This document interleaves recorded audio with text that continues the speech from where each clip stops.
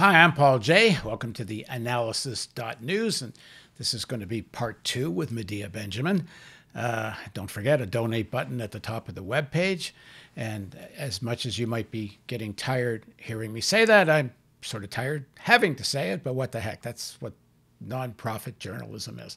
And if you're watching on YouTube, hit the subscribe button, and here's the music.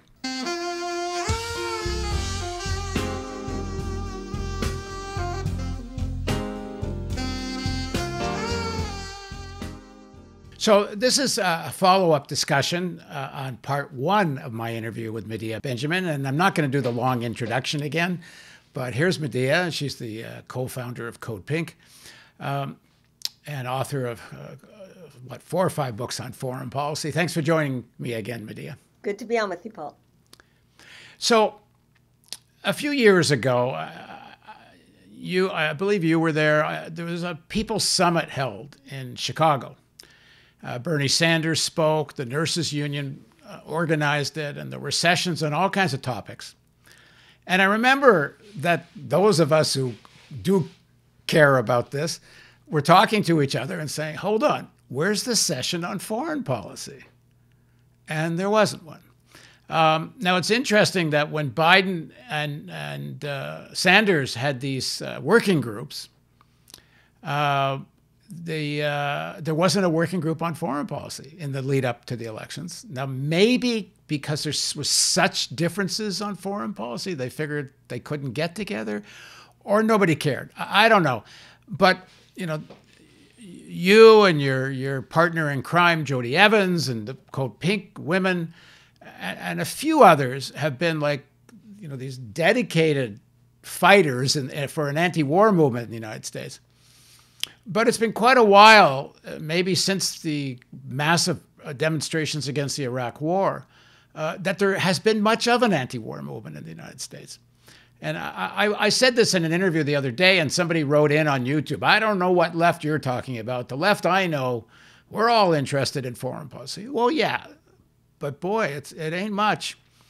So if you agree with that proposition, why? I think it's complex, and maybe we can explore some of those different areas. We had a very strong anti-war movement. Well, I'm old enough to remember the anti-war movement of the Vietnam days. That's where I got my start, and that was because there was a draft. And when you have a draft, you have an anti-war movement that has a lot of young people and a lot of energy to it. The end of the draft did a lot to end an anti-war movement. The Iraq War built up an anti-war movement, and we had several demonstrations with hundreds of thousands of people out in the streets. Then when Obama came in, the anti-war movement fell apart. And I think it's for several reasons. Can I ask a question before you go there? Yeah.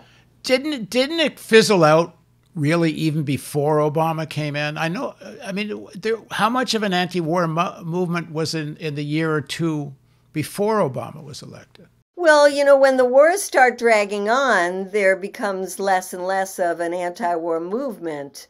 But I would say that we were still able to mobilize people. We still had small groups all throughout the country. Code Pink still had chapters around. So I would say there still was an anti-war movement, certainly not as strong as when you think you can stop a war, and especially when people get demoralized because with all the work we did to stop the war in Iraq, we didn't stop that war.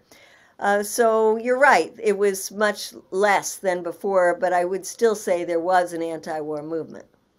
And the reason I make the point is that some people were arguing, even some of the what I'm not sure they're really left, but they think of themselves as left, that it's better to have Trump back again because there's more possibility of an anti-war movement. Well, first of all, I didn't see any big anti-war movement during the first 4 years of Trump. And the last time there was a sustainable anti-war movement was actually when the Democrats were in power, and that's the Vietnam War. Now, yes, there was a draft, but it's not like when the Republicans are in, there's some sustainable anti-war movement going on. So anyway, continue. Well, let's remember that there were 50,000 Americans that lost their lives in Vietnam. And the powers that be understood that there's other ways to make war. You don't have to have a draft. You can do a lot of it through air power. You want to minimize casualties of Americans. You can even now, high tech, have them be sitting in ergonomic chairs in air-conditioned rooms and pressing buttons to kill people through drones. In fact, General Atomics, the drone maker, just bragged this week how they can now, you can do a drone strike on your laptop. You don't need any clunky kind of control mechanism. So wars have changed, and there's a lot of contracting, a lot of private contractors, and there's a lot of proxy wars where we pay other people to go to war for us. So the ways of going to war have changed when you don't see Americans coming back in body bags. And remember, actually, in the Iraq war, it was illegal to photograph Americans coming back in their caskets, flag-draped caskets coming into Dover.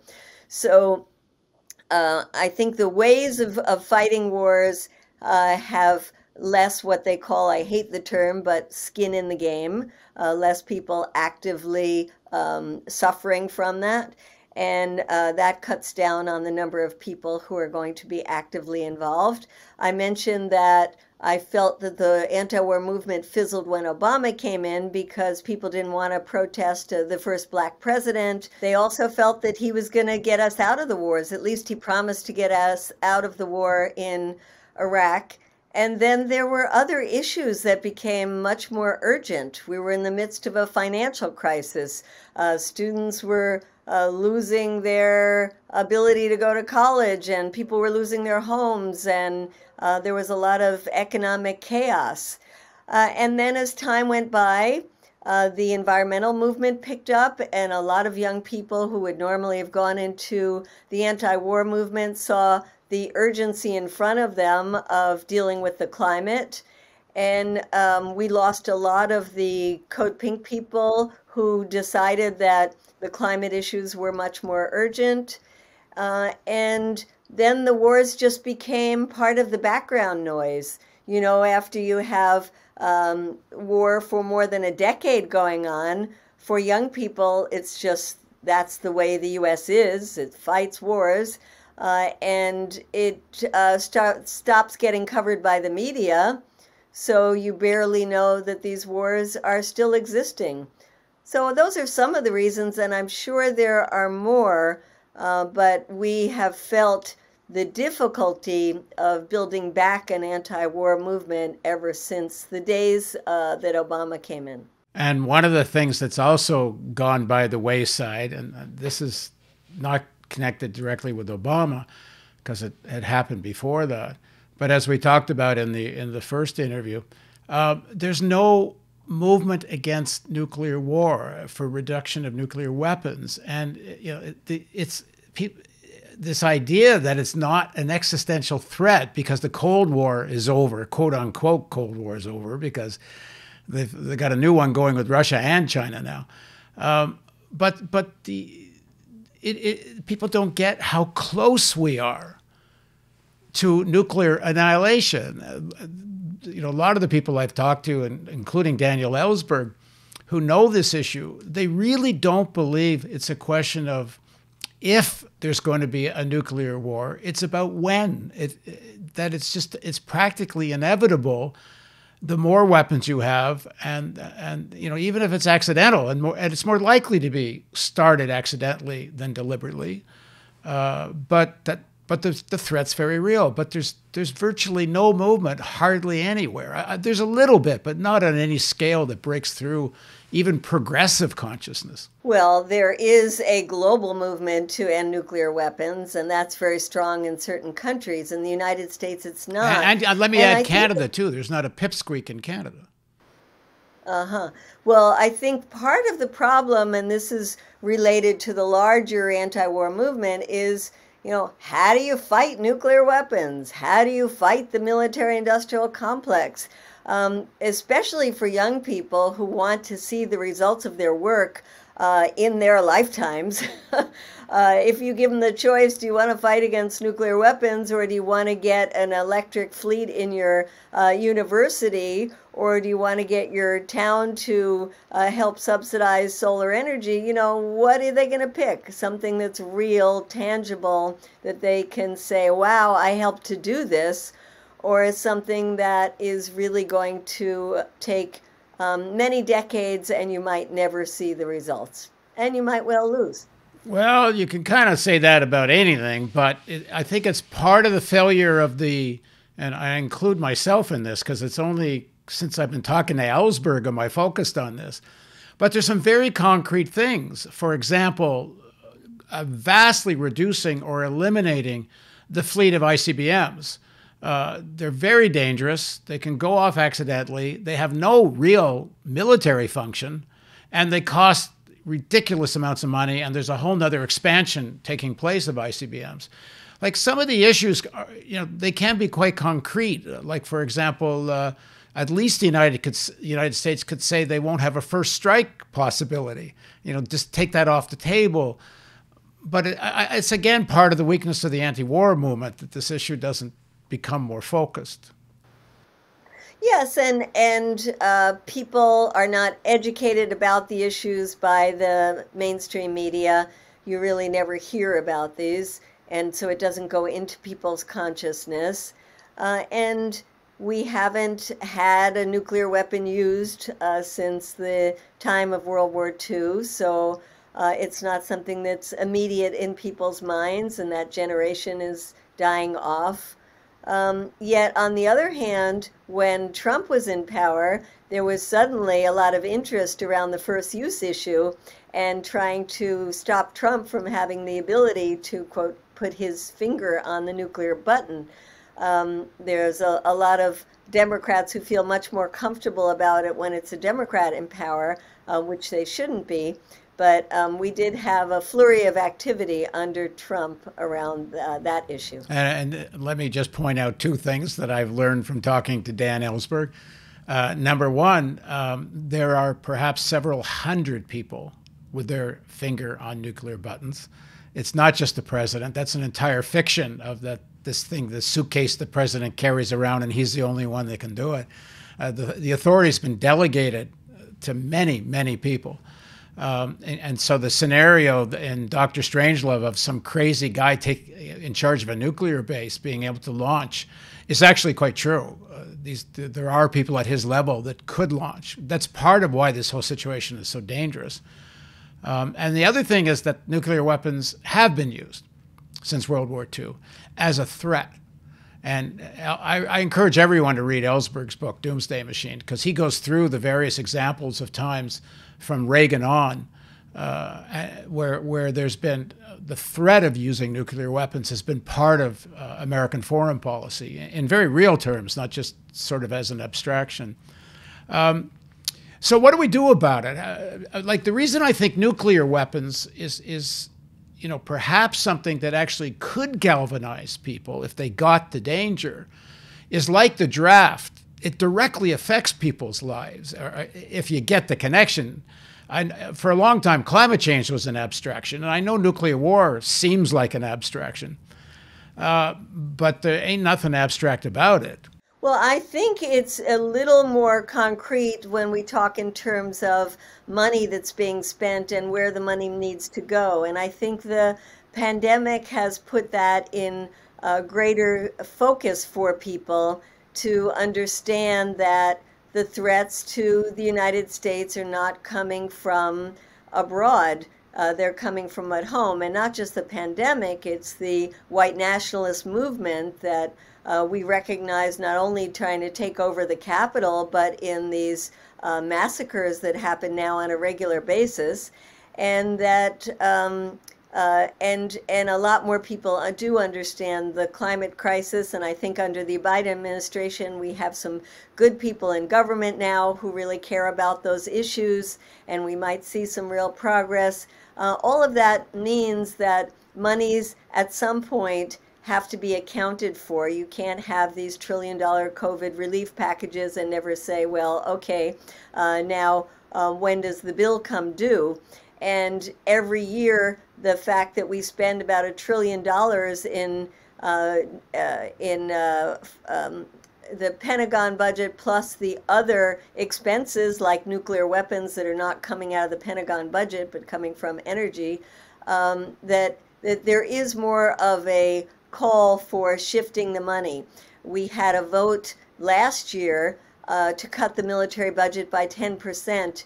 In the past, we would have gotten a handful of Congress people. This time we got over 90. There is now a caucus in Congress called the Defense Spending Reduction Caucus to try to highlight this issue. There were just 40 members of Congress that wrote a letter to Biden about this issue before his budget comes out. And we at Code Pink are part of a coalition that's been building and going down into local communities, having them pass resolutions calling for a shifting of the money and hooking up with the Black Lives Matter folks and others to say, take money out of the police departments and take money out of the military and shift it into the needs we really have here at home. So I think there's a place where we can get some momentum, where we have groups like the Poor People's Campaign that have put it front and center together with racism, poverty, militarism, and climate as four issues we have to see intertwined and dealt with. So I am hopeful that that is an avenue that we can use to perhaps not build up an anti-war movement that's going to get out on the streets to say, bring the troops back from Iraq or Afghanistan, but is going to say, shift the focus of U.S. foreign policy away from militarism and towards dealing with the real issues of national security that affect us today. And let me just add to that. While there has to be a just transition for fossil fuel workers to a green economy, and I think, and I don't even understand why Biden hasn't been talking about that, because even in pure electoral terms, it would be good for them. They should just promise fossil fuel workers that you are not going to lose wages. If you go and start building windmills and windmill salaries are not as high as coal salaries, then we'll make up the difference. But I think they need to do the same thing in arms manufacturing. They have to say, we're going to convert arms manufacturing as part of a green infrastructure plan to making, green infrastructure, whether it's windmills or solar panels or retrofitting. But say the same thing to workers in the arms manufacturing industry, that it will be a just transition away from so much arms manufacturing, and you aren't going to lose any wages. But I haven't heard that from this administration. Because they're not talking about it at cutting the Pentagon budget at all. I do think, though, that there are some areas where it would be hard to compete with the Pentagon in terms of wages because it's so out of whack from the civilian sector.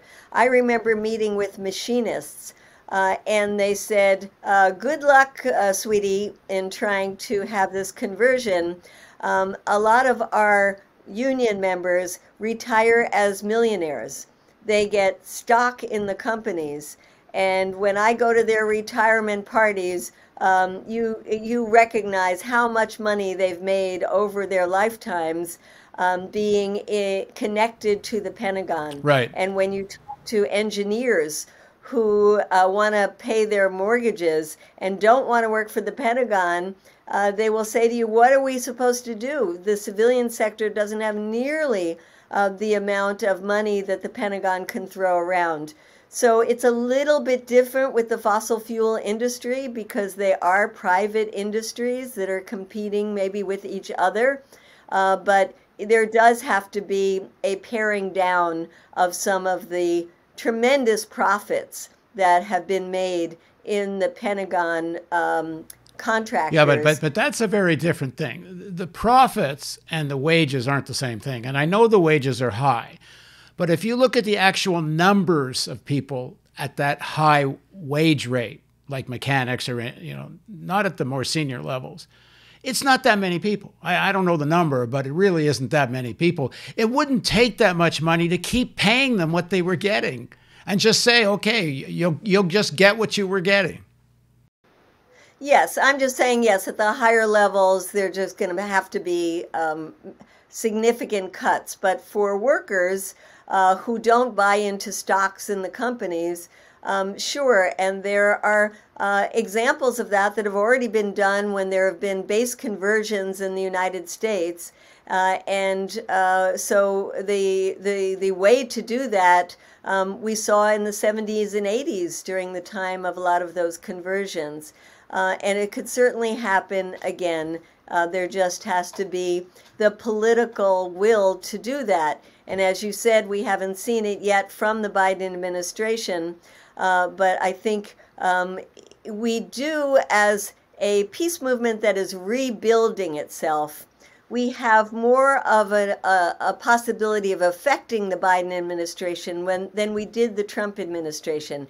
And that gives me a lot more optimism because during the Trump years, not only was it hard to build up an anti-war movement, but people were saying, who the heck are we going to influence? We're not going to, we don't have any friends in the White House. And now we do.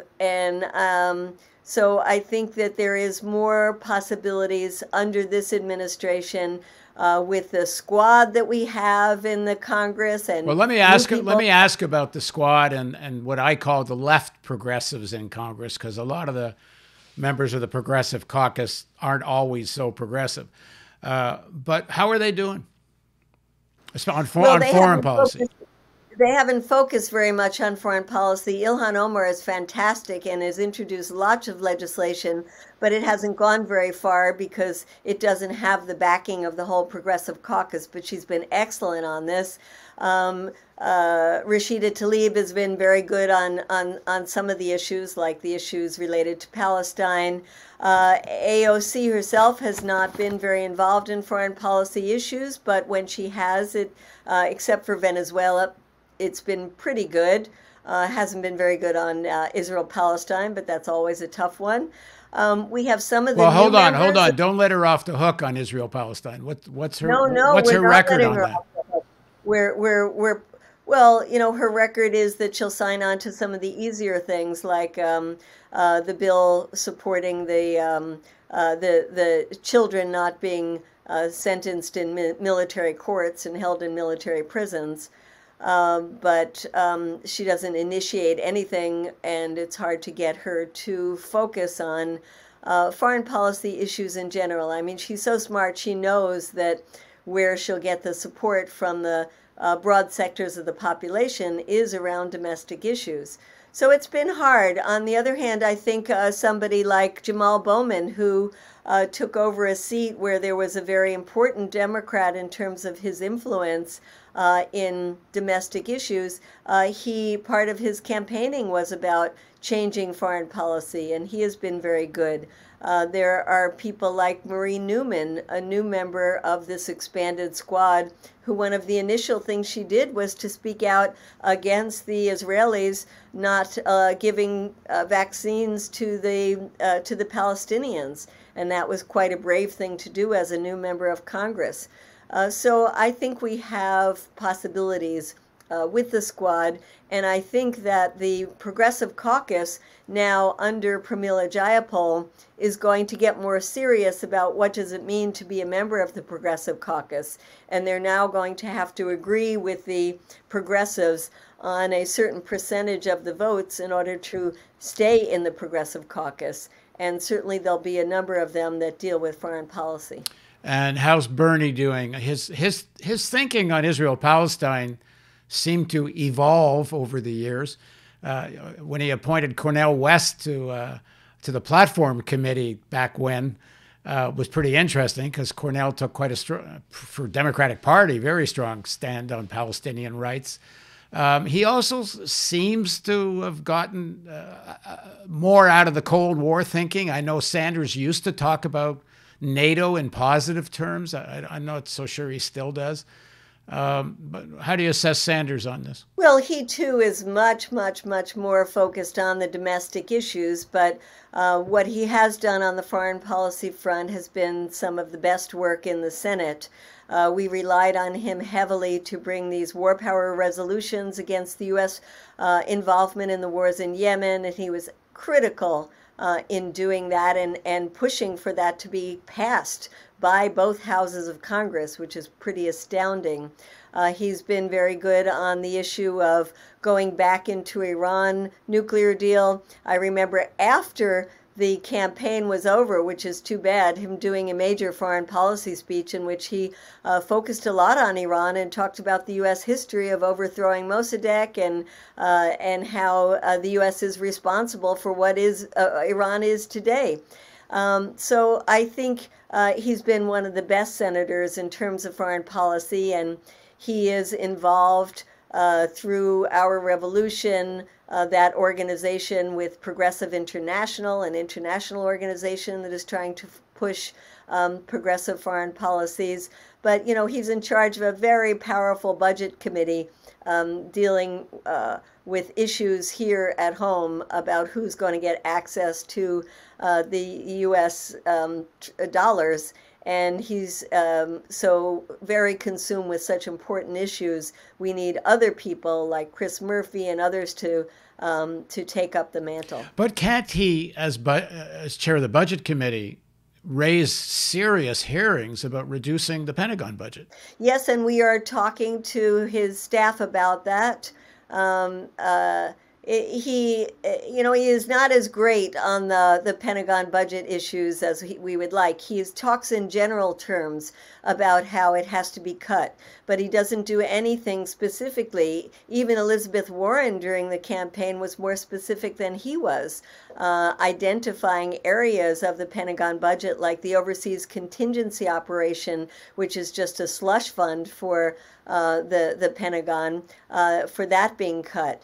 And we're working with others to focus on the cutting of foreign bases and how much money could be saved. And there's very little of a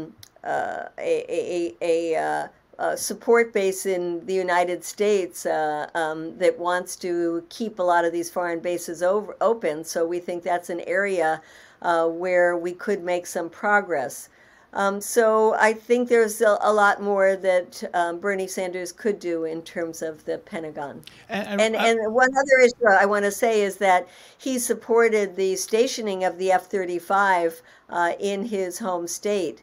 And that was something that a lot of local groups had been trying to lobby him about and actually protest his policy on that, and never quite changed his mind on that one. Well, is that part of what's holding him back on this whole issue, both his record and current concerns, quote unquote, in Vermont about keeping a piece of the military pie there? Right. And it was an issue, it always goes back to the issue about jobs. That's where I get back to my conversion issue. Just promise people their wages. It's not that much money. The way they're creating money, the amount of money the Fed has been shoving into the stock market to create a ridiculous bubble. I went through this with Bob Poland. If you look at the numbers of people, the economist Bob Poland, if you look at the number of people involved in fossil fuel in Pennsylvania, it would be a pittance to promise them all that you keep your same wages even if fossil fuel gets phased out in Pennsylvania. You won't lose a penny. It's not, I can't remember the numbers. It's actually not that much money. And I think the same thing would apply. And Bob Poland is the one who did the great study showing that money put into the military was the worst in terms of job creation. So it's not only about how much money each worker gets, it's how many jobs are we opening up in the economy, and Right. just about any other sector would open up more jobs than putting money into the military. Yeah, if I remember correctly, it was 10 to 1. If you put $1 into military and $1 into education, you got echo of 10 to 1 in favor of education, I think. What was it? It was 2 to 1. 2 to 1. Oh, I'm sorry. I thought it was 10 to 1. All right. 2 to 1 is still pretty good. All right. My memory exaggerated.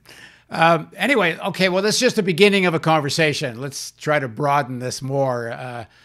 These issues are existential. Climate change is existential, but so is militarization, and nuclear war is existential. Thanks for joining me, Medea. Wonderful talking to you, and let's hope the next time we talk, we have a more broad and powerful anti-war movement. Oh, I don't want to wait that long. All right. All right. And thank you for joining us on theAnalysis.news. Don't forget the donate button. Don't forget to subscribe on YouTube. And see you next time.